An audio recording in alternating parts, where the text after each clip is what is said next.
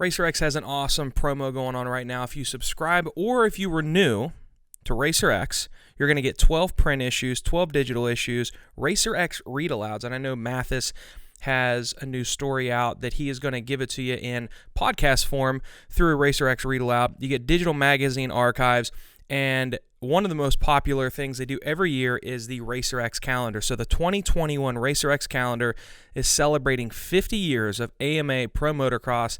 You're going to get that exclusive, one-of-a-kind calendar. If you subscribe or renew, be sure to do it at racerxonline.com/moto marketing.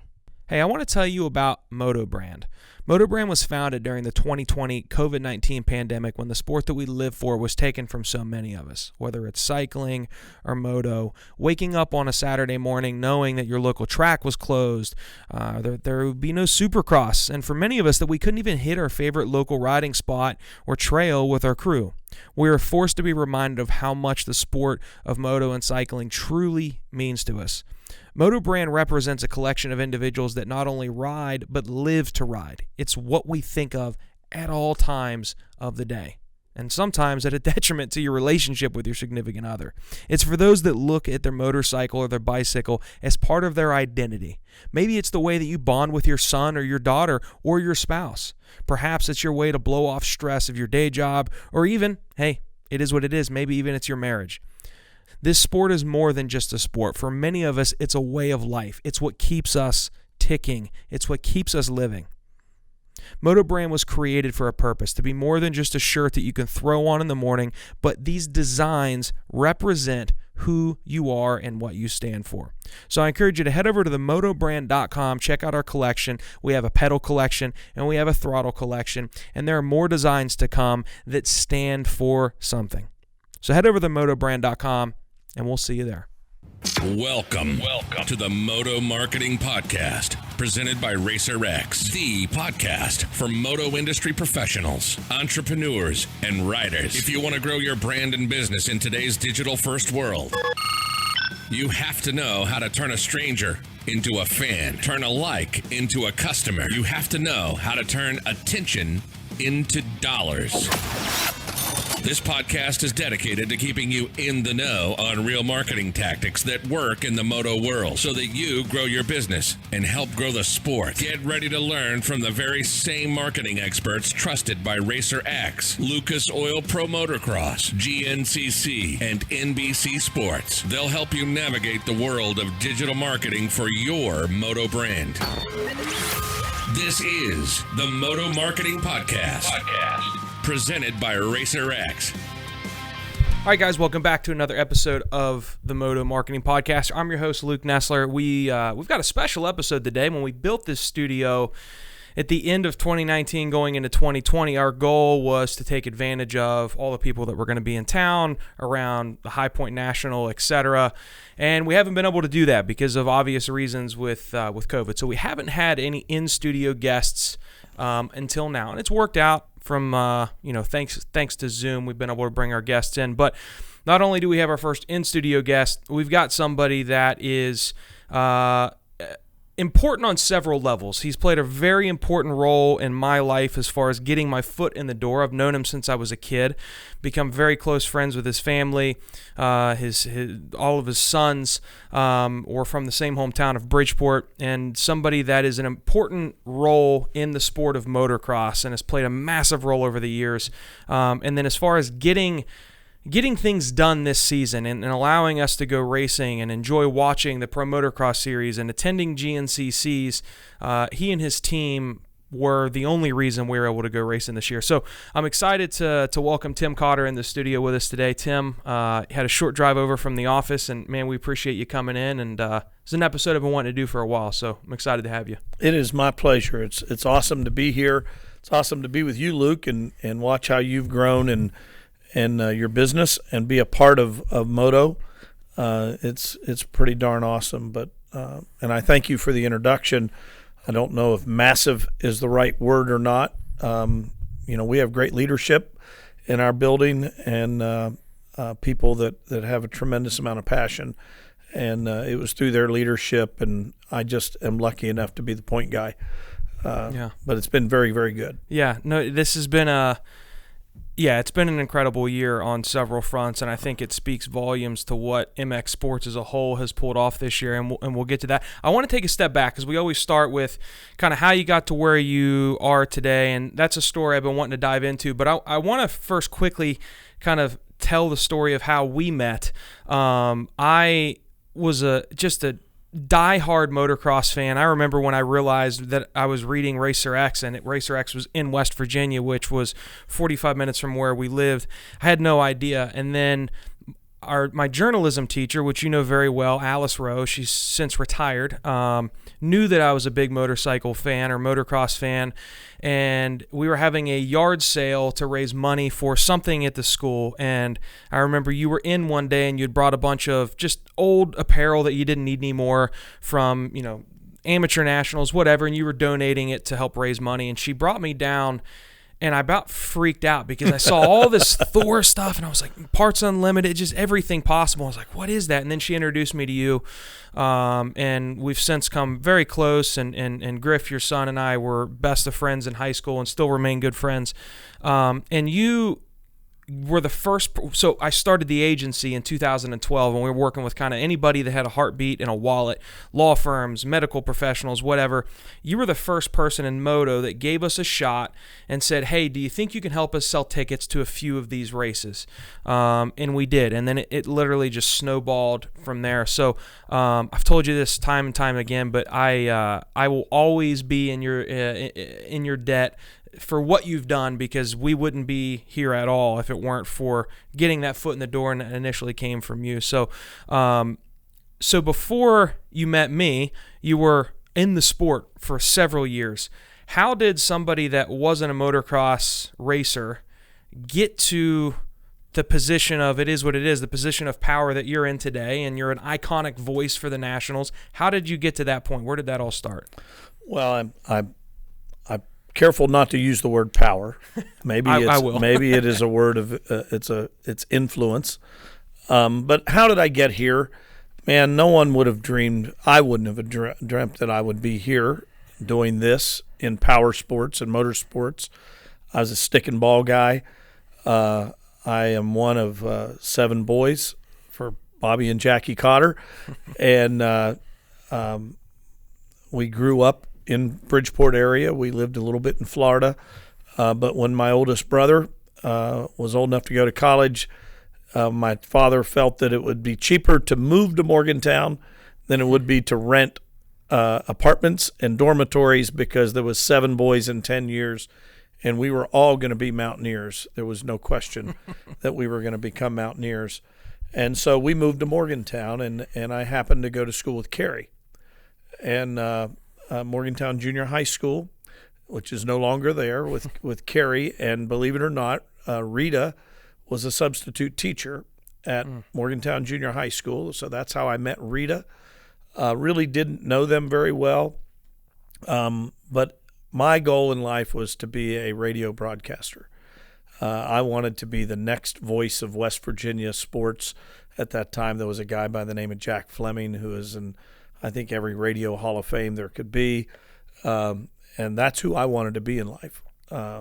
And so as a young boy, I announced everything I could, from high school football to WVU gymnastics to Globetrotters to donkey basketball, whatever came to town, I was that guy. And Dave and Rita went to an event and heard me announce and asked Carrie, who is that guy? And I guess I was a real geek. And Carrie's like, oh, no, Dad, you don't want him. And that was in the fall of 1977, the best I can tell. And I was invited to High Point. And from that day forward, I haven't left. And I became their announcer. I soon became, we would announce 3 and 4 races a weekend, because they had day tracks and night tracks. And I like to think I'm a hard worker. So, we always are looking for good, strong backs. And before long, I was part of the setup team and the teardown team and the announcing team. And, it all went from there. I ended up meeting my bride, moved to Bridgeport, back home where I was originally from, and I met the love of my life in the early to mid '80s. We got married. She's not a motorcycle, not a hot rod or horsepower junkie, and I worked for a construction company for a number of years in Bridgeport, and unfortunately we lost Dave in 1988, and shortly thereafter Rita came to me and said, if we're going to survive this, I need someone on a more full-time basis to fill in. At that point in time, my job was sort of in flux, and so I said, sure, why not? And I stepped in, and my first project was to manage the Loretta Lynn project, and sort of overtook the management of our marquee pro events, and from there it just hasn't stopped. Yeah, it's it's crazy that's how it started, and it's somewhat similar to kind of how I guess it all started with me, to where knowing somebody from high school is what got me to where I am today, technically. So when did the passion turn from being a iconic voice for stick and ball sports to, you very much, I remember the Great Outdoor video series and just hearing, oh, that's Tim Cotter's voice. Like, it's just and even to this day, a good friend of mine the other day was commenting how, like, he just synonymizes your name with Moto. Did it kind of shift to where that was going to be your gig, and then you just fell into more of the admin role, or how did that work? Well, it's, I was doing both. I was doing stick and ball stuff, and I was doing everything at West Virginia University except men's basketball and football. And I was doing everything motorcycle. And I was going to college. By this time, I'm in journalism, and I'm to the point where they're saying you have to go do internships. And to be a radio broadcaster, remember this before the internet. And so there was, and my mom always told me I had a face for radio. I don't really understand that. But so there was a point in time where I was going to have to go do an internship. I was already working for the Mountaineer Sports Network as a key grip, carrying some luggage and stuff for the what was the fledgling or the beginning of their TV network. But I knew that when I did this internship, I would have to give up racing. Mm-hmm. Now, about that time, you can imagine television is starting to take off, cable television.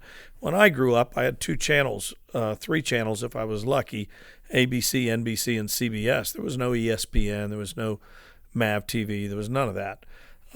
But cable networks started to grow. This is still back in the mid-'80s, maybe early '80s.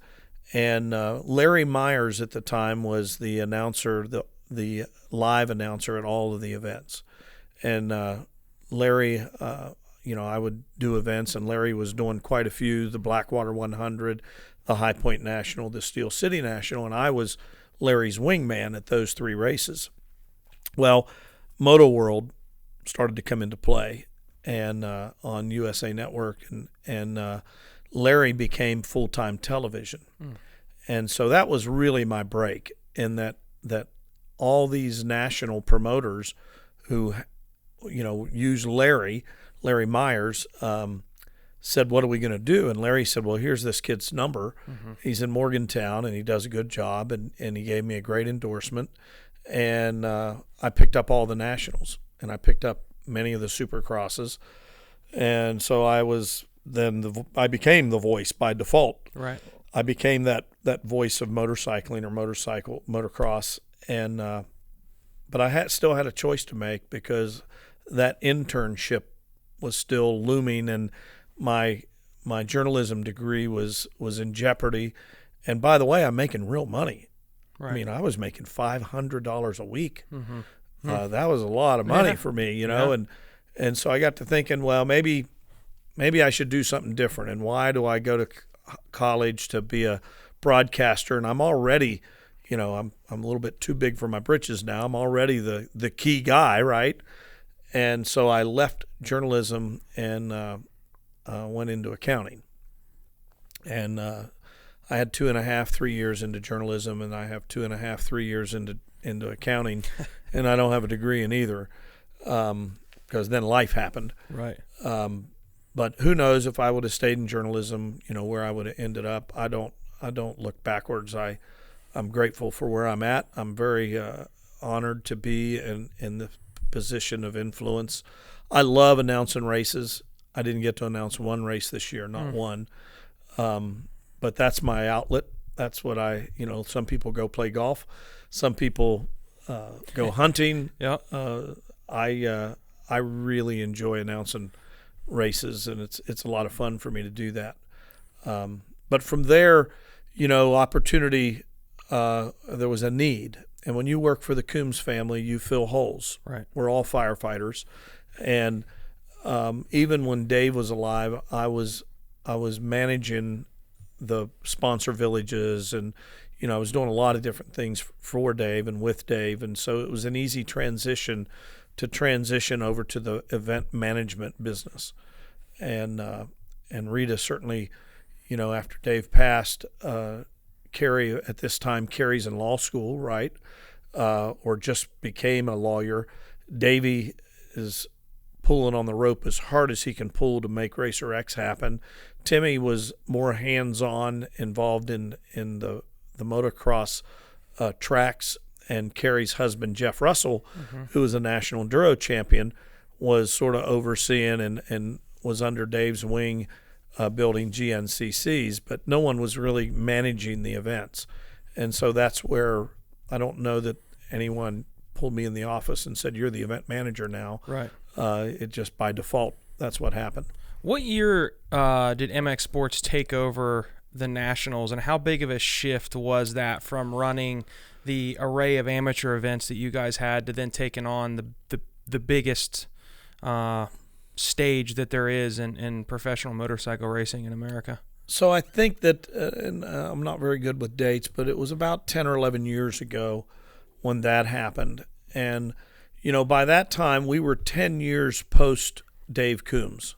And Carrie, by that time, had left her law practice and came back to run the company. And we started to grow. We were growing at a rate that we couldn't sustain. And so we needed the leadership.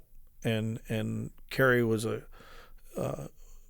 she's just an amazing person. That's the person that you should have on a podcast if you could ever get her to sit in this chair. Yeah, she's on the list. Oh my. Yeah. She's just an amazing person. And so she creates the leadership.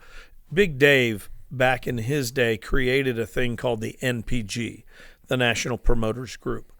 We were all 12 individual racetracks, and we all had our own identity, but we were about to get swallowed by a much larger Supercross or FIM motocross that one promoter, one organizer owned the whole thing. Well, we were still 12 uniquely positioned events with its own personality, its own goals, its own sponsorship. There was no consistency. The AMA had a timetable and a rule book, and that was the only consistency. Well, Dave saw many years ago that without consistency, we're all going to die. And so he created this, the National Promoters Group, which put us all together, and we sat down and said, okay, we're going to have consistent sponsors, consistent parking, there's going to be consistent timetables, consistent announcers, consistent television, and made a more cohesive series. Well, then I think it was 2007-ish, is when the AMA, they had started a thing called Paradama, and it was a for-profit arm of the nonprofit AMA, and they were, going to monetize pro racing. And that didn't work great for them. And they got a new president, which is the current president, Rob Razor, and the decision was made by either Rob or I'm sure the AMA board that they would sell AMA Pro Racing. And we were going to bid on it. And so we did bid on it, and we thought that we certainly would be in the driver's seat to get that. we bid on motocross. There was flat track, there was hill climb, there was ATV motocross. There was all these different disciplines. And Jim France from NASCAR ended up buying it all. Mm-hmm. He bid on it, and the AMA accepted his bid to do all of it. And that's through DMG, correct? Through what is now, DMG, Daytona Motorsports Group. Okay. And so Mr. France did that, and he's a tremendous enthusiast, and wasn't necessarily a bad thing.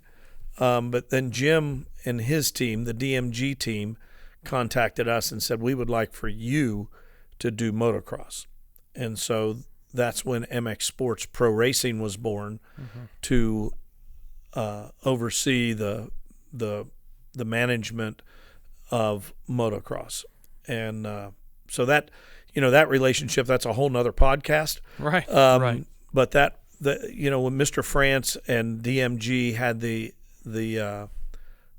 confidence for us to do that, and Kerry went to work. Yeah. And so now 10, 11 years later, we are where we are. We were able to secure NBC as our television provider, which was huge. Mm-hmm. We knew we had to be on a major network. The OLNs of the world, no offense, was going to be difficult. Right. And be able to marry Lucas Oil, MAV TV, and NBC was really something special, and that was the catalyst that put pro motocross where it is today. Yeah. There's so much to cover, and we're going to dive into a couple of unique things when we come back. We're going to do a little business, take a quick break, and when we come back, we will hear more of all the tales that, as many as we can fit in, that Tim Cotter has to share with us. We'll be right back. Hey, I want to tell you about our friends at Flex Racing. Flex Racing is a one-stop shop for all custom designs and products that you need to look good at the racetrack.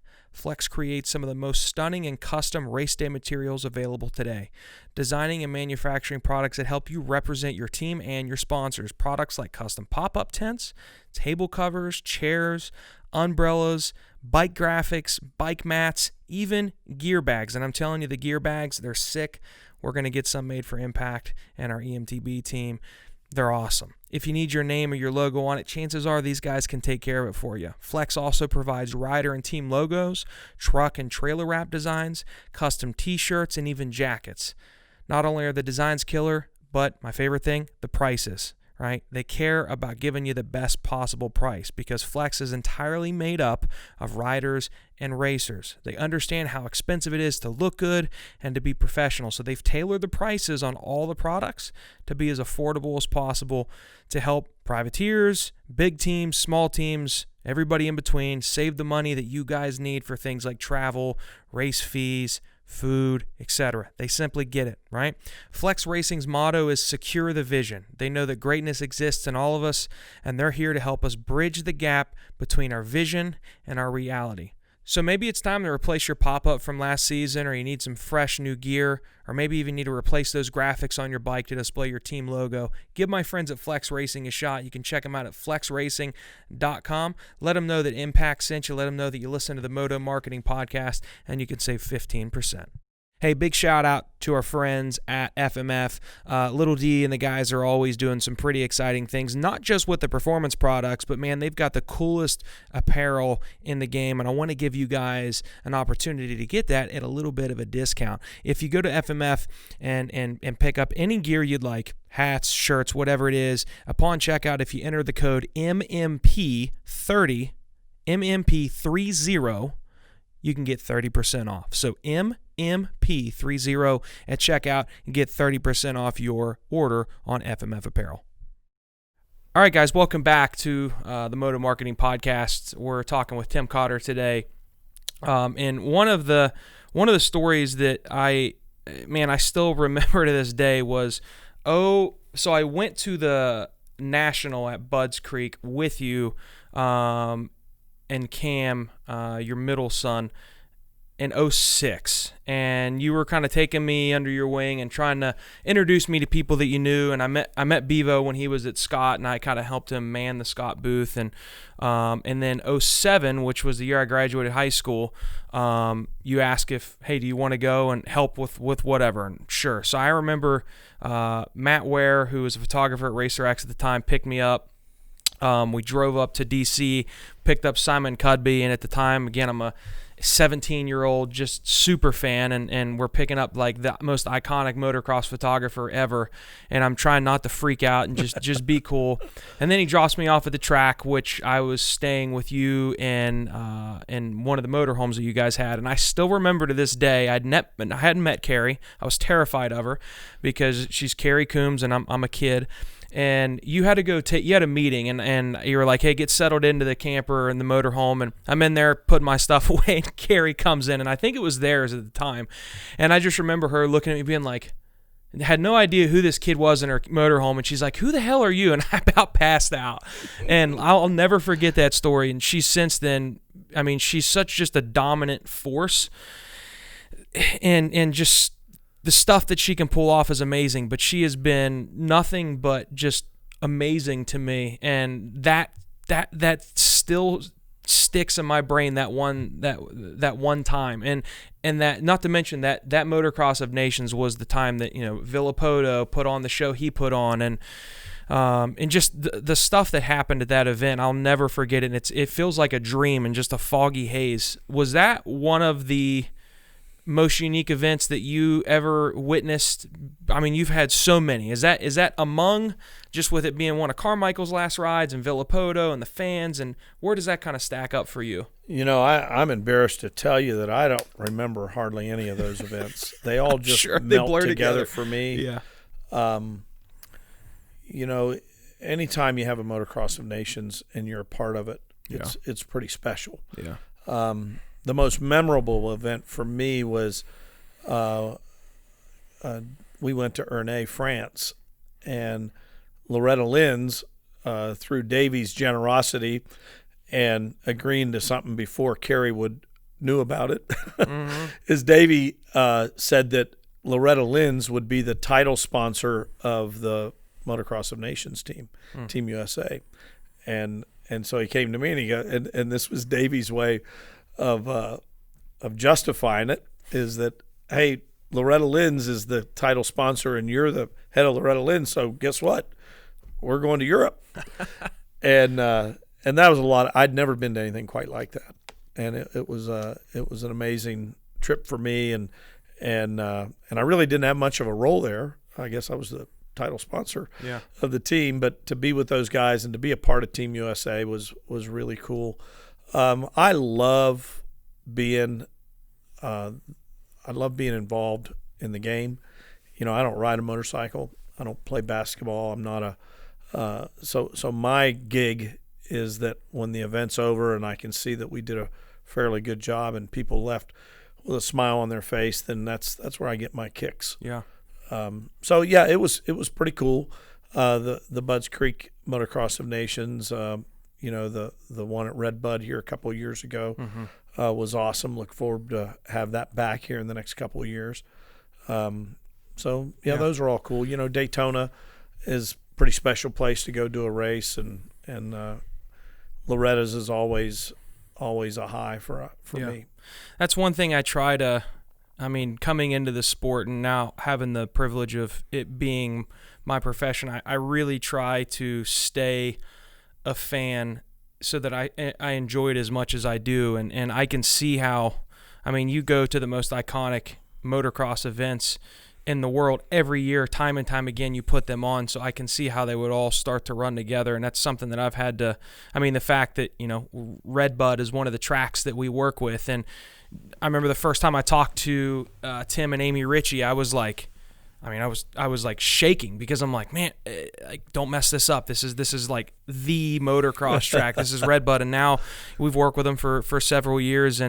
But I try to remind myself of how important that first conversation was with them, because it was, and sometimes you become numb to that. One of the things that I wanted to talk to you about was this year. I mean, it's been such a weird year. And I remember, so we put the e-bike team together, and our first race was, I think, round 2 or 3 for the GNCC series down in Georgia. Yeah, round 3. Round 3. And we were driving down to it on the Friday that Trump had the press conference, and we're now in a pandemic. And Colin and I, who's on our team, we're driving down, and we're like, dude, we are going to get there, and this thing is going to get canceled. And we safely got it in. You immediately took action and implemented as many precautions as you could, being that we were less than 24 hours into this thing. And then when we left that race, I think everybody, and maybe even including you, were like, yeah, we're probably done the rest of the year. There's a really good chance I'm not going to race again. And lo and behold, we were able to get a complete e-bike season, and you guys have, at the time of recording this, have 2 more rounds for the full GNCC series. And then we start to go into motocross, and it went from, I remember Mathis put a podcast out, his Renthal Reaction podcast, and it was, yeah, we'll probably be good for 3 rounds from now. And then all of a sudden, Supercross is wiped out. And then all of a sudden it comes back. But the Nationals will be fine. They'll start on time. And then all of a sudden that started to change. And the narrative went to, are we even going to have a season? And lo and behold, we had a season, and Davey came on somebody's show and said he was 80% sure that we would get them all in. And here we are. We've had a successful 9-round pro motocross season. How on earth were you and your team and Carrie and Derek and everybody that's there, how were you guys able to pull off what you pulled off this year when literally everybody said, yeah, but it probably won't happen. Yeah, okay, here's the schedule, but it probably won't happen. And it's happened. And I haven't felt unsafe at any of the GNCCs. You guys are really good about making people feel comfortable. If they want to have a mask on, they're not going to be shunned. If you don't have a mask on, be respectful and stay away. How have you guys been able to pull off everything you've pulled off this year? I have no idea. I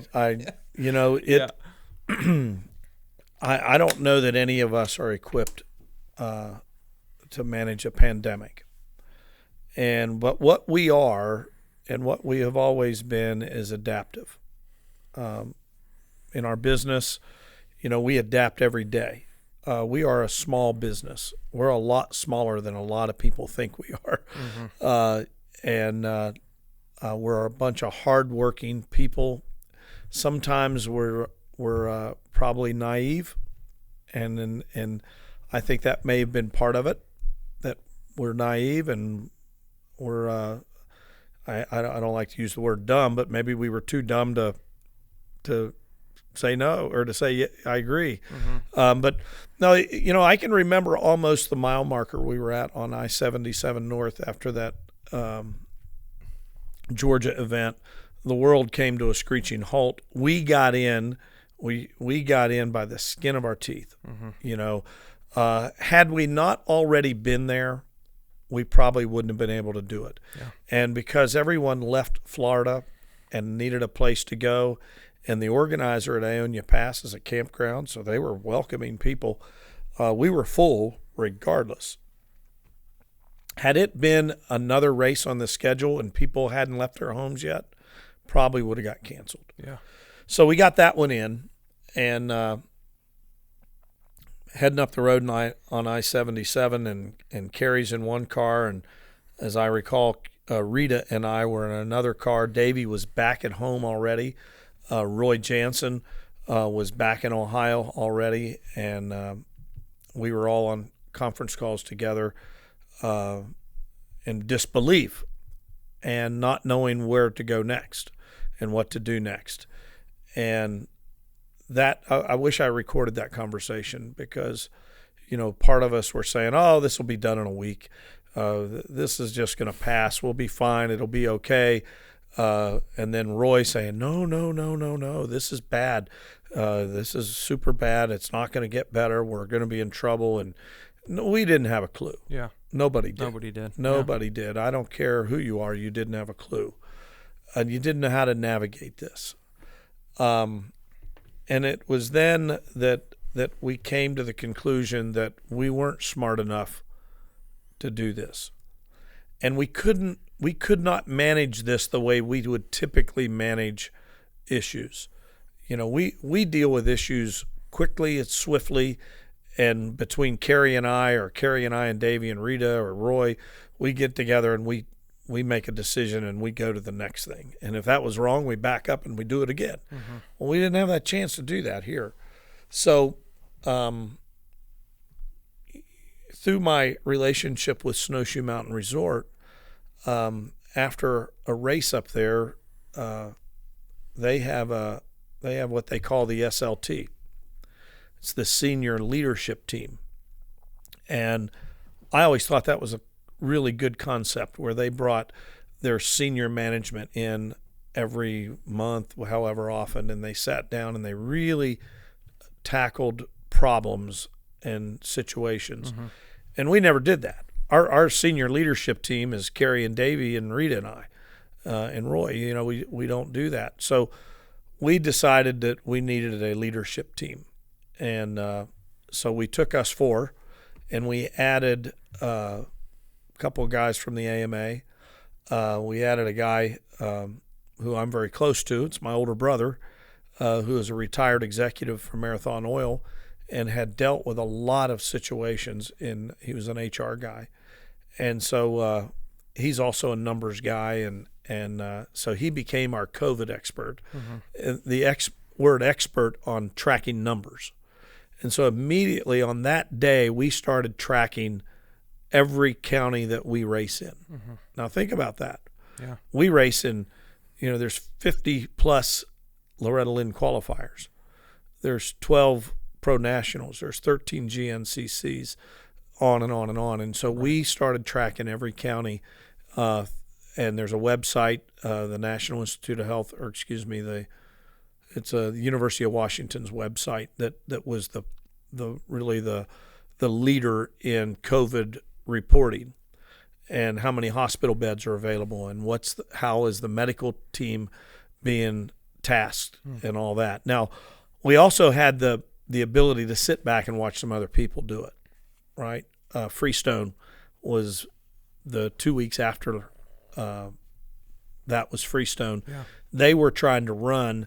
They got started and had to stop. Mm-hmm. And they had to stop because the local hospital said, whoa, we can't afford to take any of your people because we believe our hospital is going to be full with COVID patients. Mm. So there's a lot of dynamics there. No one ever would have thought of that. We don't look at a race and we never look at a community and say, how can you handle us medically? Every community has a hospital. Right? So we were able to look at other folks and see what they were doing, and everyone came to a stop. And so we created this race leadership team, and it met every Monday morning. It still meets every Monday morning. We have not missed a meeting. And we discuss every discipline that we're involved with, and we even discuss disciplines that we're not involved with. And from there, we realized that we're not sophisticated enough. We at MX Sports, who is arguably the most sophisticated company in motorcycle racing other than Feld, we're not sophisticated enough to plow our way forward. Mm-hmm. And we need help, and we need credentials.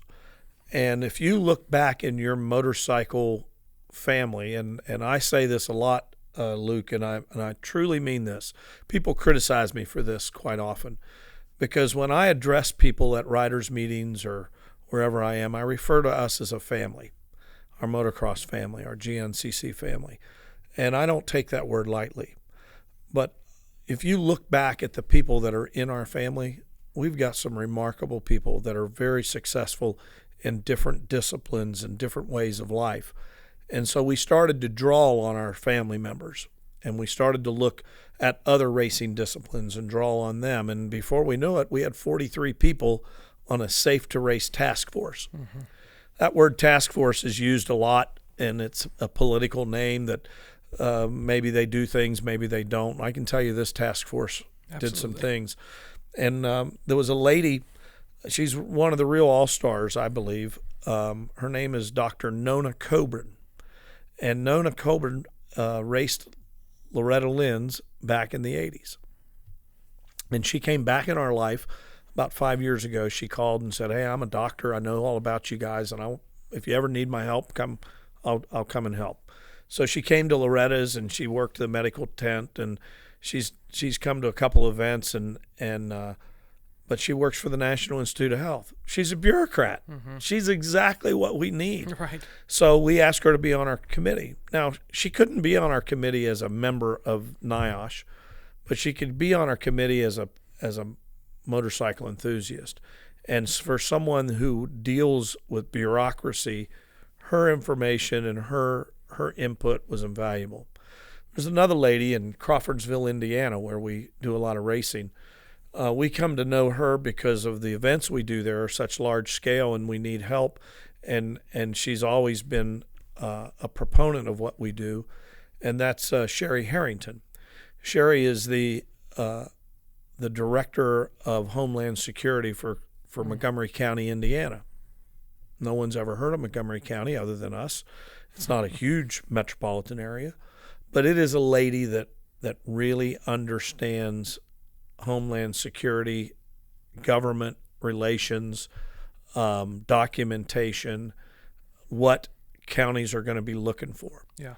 And so we take people like that, and you add people from the United States Motorsports Association that's not only in Washington, but they're in their local governments protecting motorsports. And again, 43 people, and it could be a 5-hour podcast to talk about each one of them and all their unique characteristics that they brought to that. But in about 2 weeks, we created a document that was a how-to document to go race motorsports.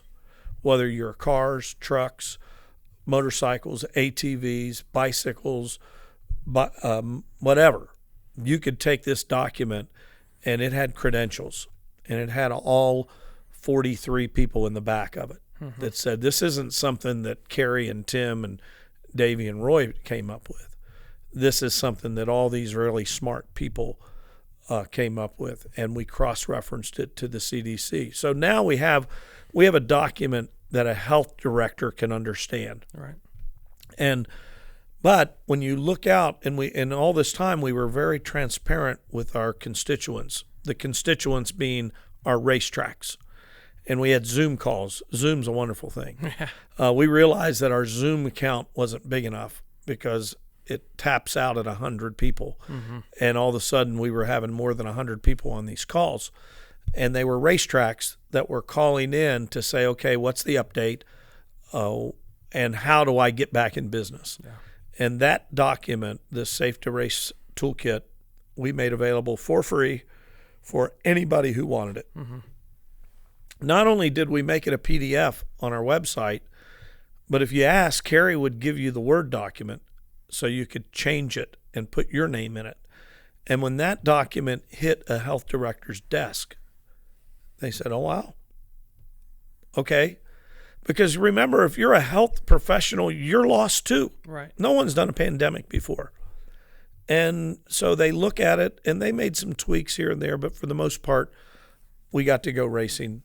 And but we had to follow the plan, and that was the next part of it, is that we were very transparent to our other group of constituents, which were our racers. And we had Facebook Live meetings quite often, and sometimes we would get 8, 10, 12, I think 15,000 views of constituents that were coming to race. And we made it very clear that if we were going to come racing, we had to abide by some rules. Right. And they did, for the most part. Yeah. They did. And I'm happy to say that here we are in mid-October. We've had super regionals, Loretta Lynn regionals. We've had the Loretta Lynn National. We've had 9 pro motocross races. We've had 11 GNCC events, and I think we've had 10 ATV nationals. And we're not aware of one COVID case. None of our staff, we've tested our staff, none of us have it. We are aware of someone who attended a pro national. We're not sure if it's 1 or 2 people, but they attended a pro national, and they later were diagnosed. They later tested positive, but we don't have an onslaught of inquiries through contact tracing. So I think we're good. Yeah. My brother, I spoke to you about my brother Britt. He looks at the number of cases in each county every day, and we keep a record of it, of, what happened before, what was their trends before we showed up in town, and what are their trends afterwards. And by and large, we didn't negatively impact any of the communities. Yeah. There's a couple of communities that had spikes right afterwards, and upon further investigation, they were from a nursing home or a jail or a college. Right. And those spikes went up and went down. So I don't know what we're doing, but I think we're doing it right. Yeah. Look, if we wouldn't have had, especially the Pro Motocross series, there's the unfortunate news that Geico Honda is going away. And I'm sure, Geico potentially pulled out because of the year that we're having. But I know there would have been I don't know if several more teams, there would have been more teams that would not have survived if we wouldn't have gone racing, because these teams get paid from their sponsors to go racing. So, everybody has their opinion, and I'm sure you guys have dealt with your fair share of blowback of why this, why that, and it's a business. And if these teams aren't racing, it's the same thing as my marketing company not being able to market for our customers. We're not able to race. We're not able to promote our sponsors. Therefore, we're not going to be here next year. The amount of jobs that you guys, and Supercross as well, both series being able to push forward, the amount of jobs that you guys were able to save, I don't think that gets talked about enough, and I know it's a real thing. Well, you mentioned Supercross, and Dave and his team, Dave Prater and his team, did a great job.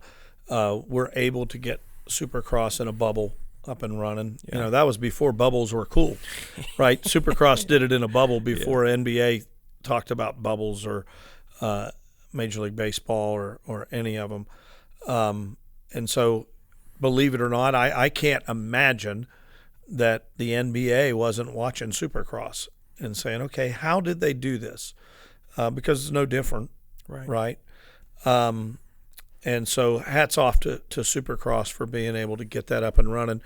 And, for us, there's no question that a lot of companies would have laid people off. They had to have. We would have had to lay people off. But a lot of people took it on the chin. What about the tracks that didn't have a race? What about Budds Creek in Massachusetts and Unadilla and Hangtown and Washougal that didn't get a race? These are small companies and that desperately need that income. I feel that you look at Unadilla and think that Greg and Jill Robinson didn't get paid this year. I don't know about you, but I don't know that I could go for a year without getting paid. Right. So my heart is broken for those people. We're hopeful that we can get back on track for next year and get them back into some racing, and that they can get back into racing. The Pro Motocross Series didn't get 12, but they got 9. Yeah. Remember, there was an obligation to NBC that we had a contract that we are to provide NBC 44 hours of programming. That's 12 times 4. 44 hours. Is that what that is? No, that's 48 hours. 48 hours of programming. We didn't achieve that goal, but NBC stepped up and said, "Hey, we get it, we understand it," and they participated and helped in getting racing back running. Yeah. And they realized how important that was. So, as I sit here in mid-October of 2020, I'm thanking my blessings. I'm very blessed that I'm sitting here in October 2020 and I'm not unemployed and I'm not out trying to find a job somewhere. But it was a collective effort with everyone, and that we're able to work. And, I had to make that call to Impact Media and say, Luke, can't advertise this week. Right. We're not going to advertise. I don't know that I spent any money with you at GNCC, and I know how much money I spend with you, and so where does that income not at? Right. That hurts. Right. That's personal. and how many companies had to go through that. Yeah. That's very difficult. But we are where we are. I'm thankful for the leadership that Kerry and Davey and Roy and the folks that were highly involved, the AMA, Bill Cumbo. There's an unsung hero. There's a podcast for you. There's a guy by the name of Bill Cumbo at the AMA. Just a wonderful, wonderful, very knowledgeable guy. Should be on your show sometime. But it was a collaboration of people working together. I think we were we were in a sweet spot. We're not NASCAR. Right. So we're small enough to somewhat fly under some people's radar, but we're big enough to go over top as well. And so we were, last Saturday, we had a nice crowd at Pala Raceway in California. None of the OEMs, all of them would come to you and say, okay, I got to hand it to you. Now, these are people, are people that wouldn't, I had conversations with people that I know are not MX Sports fans. Sure. But they came to you and said, hey, got to hand it to you. You guys, I never dreamed that we would be able to race in California. No. Well, we were on an Indian reservation. And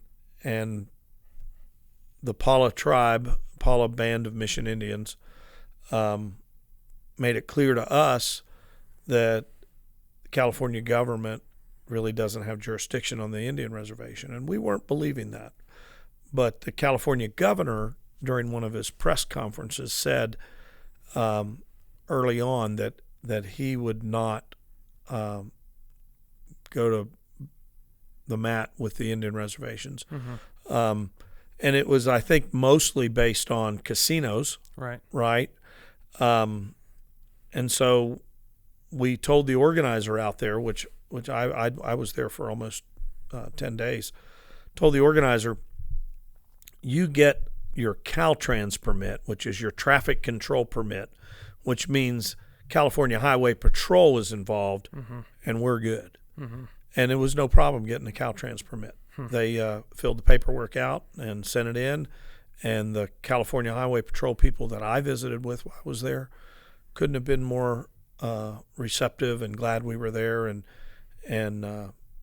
so I think a lot of it is, we're outdoors. Sure. 100% outdoors. Yeah, absolutely. Right. Well, Tim, it's been what a year. I mean, I think we're all ready for 21 to get here and hopefully look a little bit more normal. I'm sure you guys are already in the works or preparing to prepare for what 2021's motocross season is going to look like. Been working on it all morning. I'm sure you have. That's one thing I have learned is there is no off season for the folks at MX Sports. It's as soon as GNCC wraps up, you're planning the banquet, which unfortunately will be virtual this year. But then once that's done, you're already planning. I mean, you guys don't have any time off. So for those that don't understand what happens behind the scenes, I've been in that office. We work really closely with you and your team, and you guys are hands down the hardest working group of people that I've ever met. I mean, it's insane. You guys do not take breaks, and if you do, they're very short, and you guys jump right back in the water when you get back. So man, I appreciate everything you've done for me and my company, and I value our relationship. I mean, you've become a good friend over the years, and I'm excited that we're able to work together and to I appreciate everything you guys have done this year. I would have lost my mind if we wouldn't have been able to go racing. I did lose my mind. I'm sure you did. I put this e-bike team together, which seems so small and doesn't matter in the grand scheme of things, but everybody was so excited to go e-bike racing this year at GNCC. And then I'm like literally having a conversation with my business partner. I'm like, dude, we might not race again. And he didn't get to go to that first race. And we got the entire series in. And, man, it was fun. And we wouldn't have been able to have that fun if it wasn't for you guys and Kerry and Derek and Tim and Davey and everybody there. So we appreciate it. And I appreciate you coming by today. It is my pleasure. It's this year has been the most stressful thing that I've ever done. In your personal lives or your professional lives, none of us are equipped to handle this, and the spontaneity that and the adaptiveness. Red Bull calls it an adaptation policy. That's what they have, and they have an adaptation group, and companies like that are pretty smart. And we've been able to adapt, and I think we're nimble enough that we can do it where perhaps NFL or some of these really large sports entities are not nimble enough. We deal with one television production company. The same trucks come to every event. Can you imagine 24 NFL games a week? The different trucks. They can't be nimble. No. And we've been able to be nimble. But I appreciate being able to be on your podcast. It does my heart good to see some of our local folks do well, and particularly someone that is close to our family. Feelings are mutual. And I'd love to come in again someday. Yeah, we'll have you in. We'll have a story time with you and Jeff Cernick and maybe Roy. We'll that's one of my goals, is to do a round table and get some of the iconic figures of the sport to tell some of the stories. So I'm sure we'll have you back in. They did that this weekend on Dinner in a Moto that Ehab and those guys are doing from the races. That's awesome. When you listen to that, you say, "Oh my, don't tell that story." Yeah, right. Yeah. Well, Tim, I appreciate it, man. It was great having you. My pleasure. Awesome. Thank you for listening to the Moto Marketing Podcast. If your goal is to get real, measurable results from your marketing that will grow your company revenue, then check out how Impact Media can get the same results that they have for Moto's most iconic brands by visiting thinkimpact.com. That's THINKIMPAKT.com. Have a marketing question that you want answered on the show? Send your questions to questions@motomarketingpodcast.com. Don't forget to rate, review, and subscribe to the podcast. And we'll catch you on the next episode of the Moto Marketing Podcast.